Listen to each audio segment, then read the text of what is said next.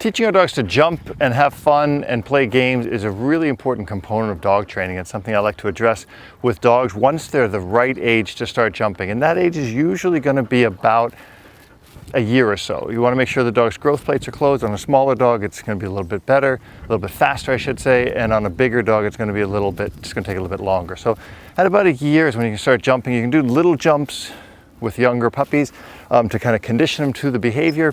But you do want to be careful with over jumping young dogs because it can cause some serious damage with their joints. So today we're going to talk about the broad jump. And the broad jump is a little different than the high jump because you're trying to get the dog to clear a distance in length as opposed to a distance in height. So we're going to talk about that a little bit and give you some pointers, give you some tips, do some troubleshooting, and hopefully get your dog to do the broad jump in a fun and productive way. So these are little broad jumps that I made. They're made out of PVC and just some kind of a plastic board. And the first thing you're going to want to get your dog to do is to learn to be comfortable around them and not to examine them. So what I want to do with the dog is I want to get him jumping, and to get him to jump over something, I'm going to throw something over that jump, and I'm going to do that in a real productive, fun way. Now, I'm using a long line, or I'm using a long line in the form of a flexi lead to keep my dog from getting away. So when you first start teaching this, you want to use a flexi leash because it's going to be really a lot easier to get your dog to stay contained in the area and not start to go off. You may see Goofy do that, and you'll see me give him some corrections. It's a highly distracting environment out here. So I'm going to get back here, and I'm going to make it really fun. All I'm going to do here is I'm going to throw the treat over, and he's going to jump over and get it. Now, the one thing you want to be careful of is that. So he'll start to step on it, and that's, hey, no, no, no. I don't want him to learn that he can ever step on that, because that's going to be a big mistake he's going to make. Here, we're going to go back. I'm going to take the treat, I'm going to throw it over, and you see he goes over. Now, he doesn't clear it by very much, but he does clear it. Good. And what I can do here is I can just throw the treat back over and hope he'll go back over it just the same way he did before. So here, back, good, over. Yeah, good boy. Now, if he's having a hard time at this distance, or this length, I should say, then I'm going to start to lessen that length a little bit. I'm going to show you how to do that. Hup. Good. And he's starting to clip the last one because the treat is landing really, really close to the last board. So to fix that, I'm going to take and I'm going to throw the treat far over, and you'll see he clears more distance, right? Now he's going to miss it every once in a while here. The treat, Goofy. Good, so you'll see here, wait, yep. And he's going to clear back over and back over and back over. And you can do this with a toy, you can do it with a treat, you can do it with whatever you want.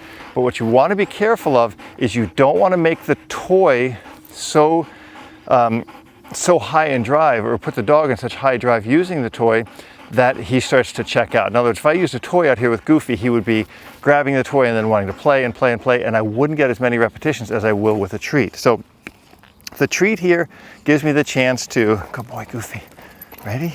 And what I try to do here is, I should point this out, is try to line him up kind of in the middle of this jump and then throw it. Yeah. And he goes over. Right? The length of this is going to be determined by how tall the dog is. And right there, I just caught him really quick. Yep. Because I don't want him learning to walk on top of these jumps. This is an issue Goofy has had. Come here. Good. Sit. And by keeping an eye on him, you can keep that from happening, because once he starts walking on the jumps one way or the other, it becomes a kind of a hardwired habit that you're going to have a harder time breaking. So, good, wait. Now sometimes the flexi leash can get caught underneath the dog, so Goofy, here, sits. And you'll have to figure out at what distance the dog really can kind of get this jumping. The shorter the distance is here, the harder it's going to be for the dog to gather themselves and clear this jump. So what you might want to do is go back a little bit further. Here. Good. Yeah. And get them over it. And be careful that your flexi leash doesn't get tangled up in the dog. So what I'm going to do now is I'm going to change this a little bit, this component. I'm going to have all the treats in here, and I'm going to seal it. So use yourself a little, Rubbermaid, Tupperware, whatever, and seal it up so the dog can't get to it. So now watch. So now I'm going to sit the dog back here. Good. Sit. Wait. And I'm going to put this as a target way over here. So as you see now, I've got the Tupperware container sitting here, which is a target for him. You can see that clearly in the dirt, and I've got the dog lined up on the other side. I'm still using a flexi leash because I want to teach him this without him starting to run around and play a little too much where it's going to be harder for me to control the dog. So I'm going to tell him here, Goofy, hop. Good. And when he touches it, that's a good boy. And here, he's going to get a treat out of that. So he's going to know there's more treats in here, and he's going to always look to mark or target on that. I'm going to move a little further away. Good boy. I'm going to move him a little further back here. Back, back. Good. Up. Back, back. Sit. Good. So there's two points of this. There's actually three if you look at it. There's me standing here with the jumps. There's him on one end and the target on the other. So he has to clear this. Now some dogs are going to have a hard time. They're going to come to you, which is why I use this target. And I'll add some more work into this in a second. Goofy, hop. Good boy.